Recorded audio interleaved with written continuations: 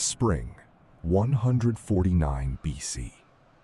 Watch as the camera plunges down from the open sky toward the coast of North Africa, the most magnificent metropolis of the Mediterranean world, rising to meet you out of the golden morning haze.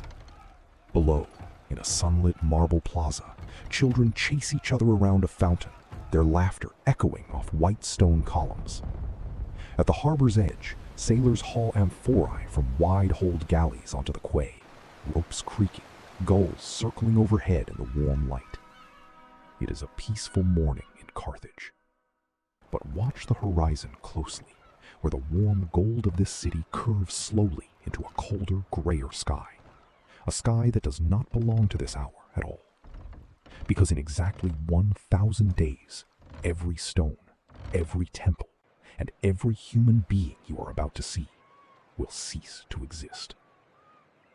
Descend now toward the Kothon, the great harbor of Carthage, as the first light of dawn touches the water.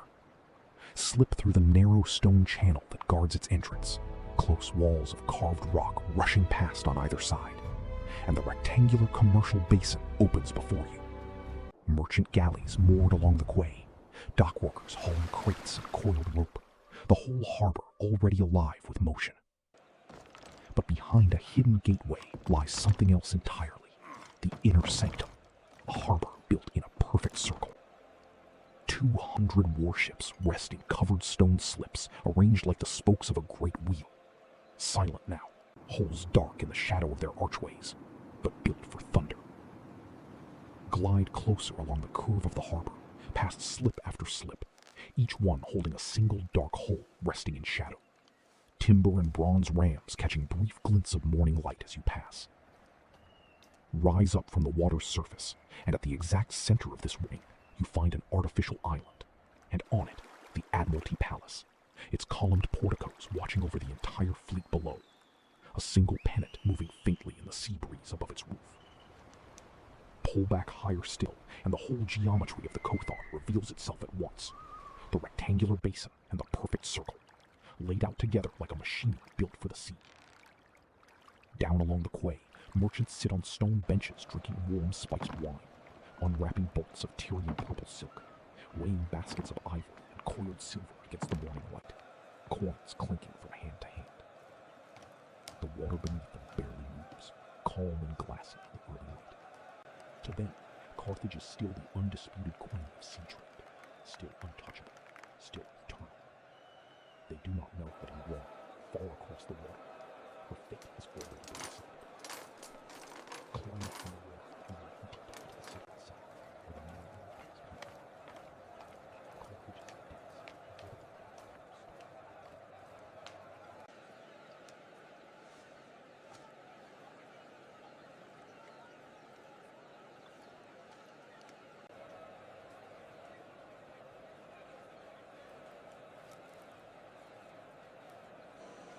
From a rooftop terrace above, the full scale of the agora becomes clear.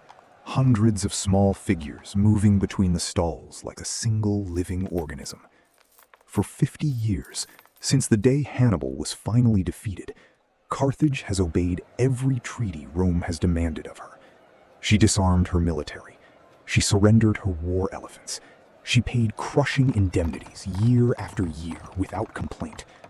Her citizens believe that this discipline, this restraint, has purchased them lasting peace. They believe that wealth and obedience can appease an empire built on absolute fear. They are wrong.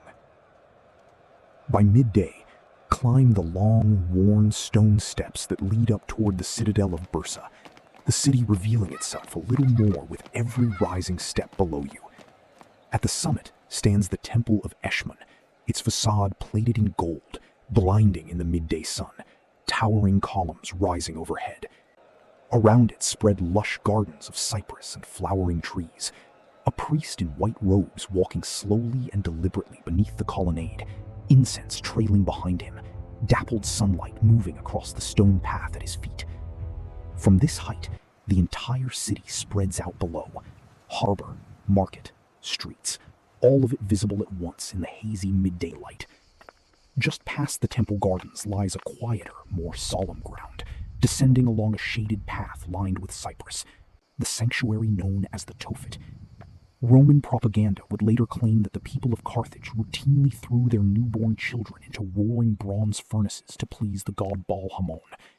The truth, carved into these very stones, tells a very different story.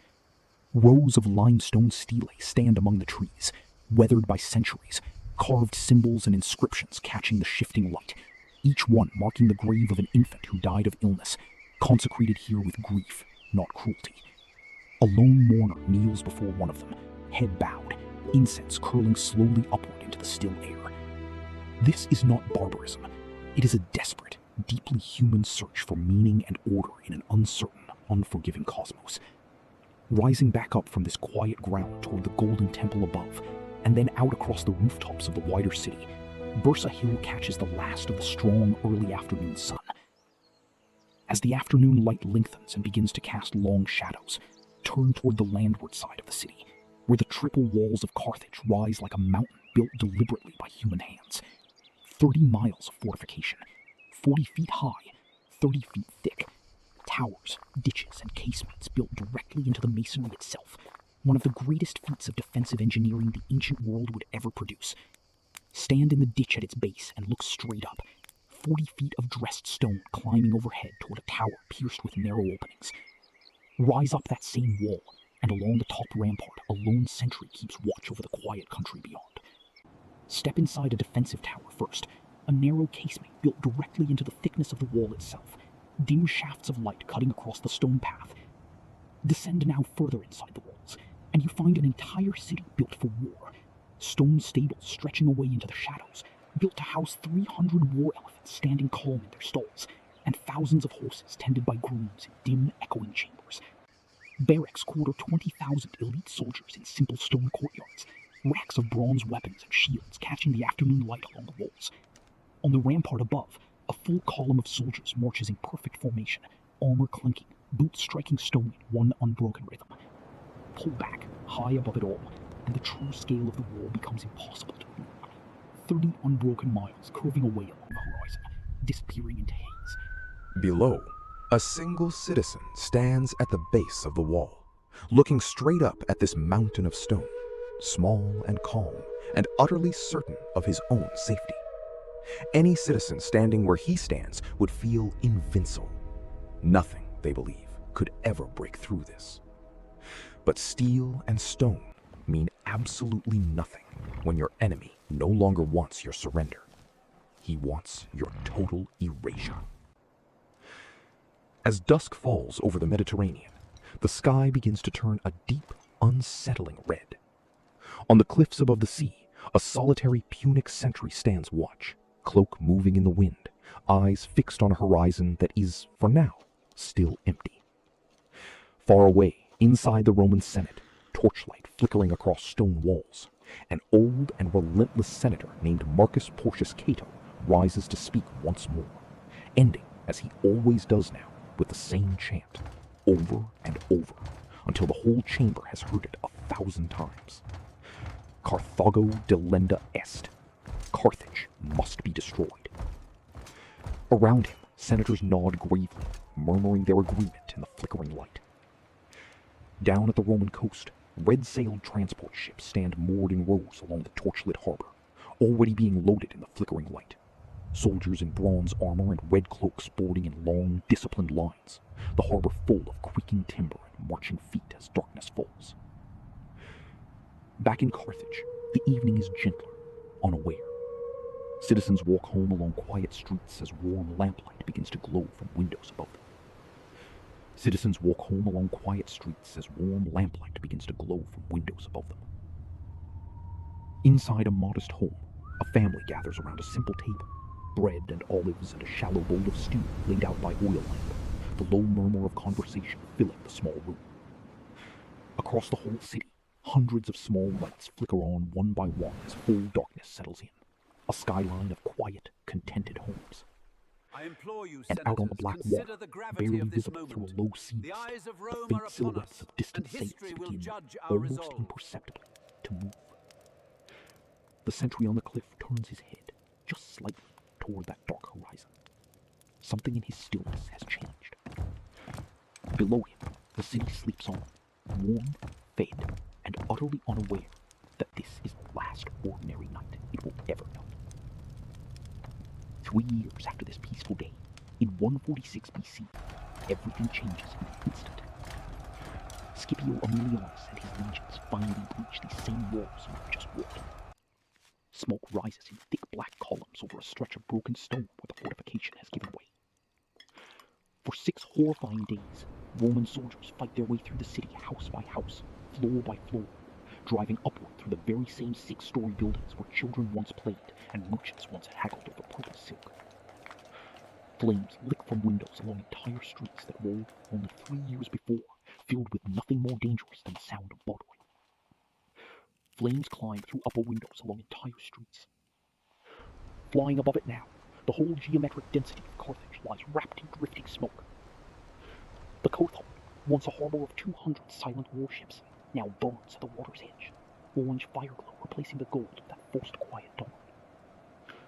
On Byrsa Hill, the golden temple stands scarred black with soot, ash falling through its ruined gardens like snow.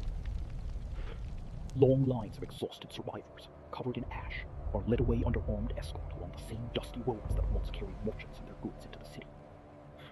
Of the 500,000 people who once called Carthage home, only 50,000 lived to be sold into slavery.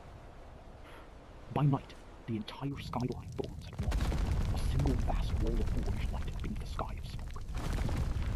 The fire burns for 17 days, until nothing is left standing at all. On the coastal cliffs where the century wall stood watching the red evening light, there is now only drifting ash and silence. By dawn, on the far side of that devastation, the site that was once the most magnificent metropolis in the Mediterranean world is nothing but smoking gray ash and broken stone, utterly still except for the wind moving through the ruins, one lone bird call carrying over the silence, and a single carved fragment of inscription that no one is left to read.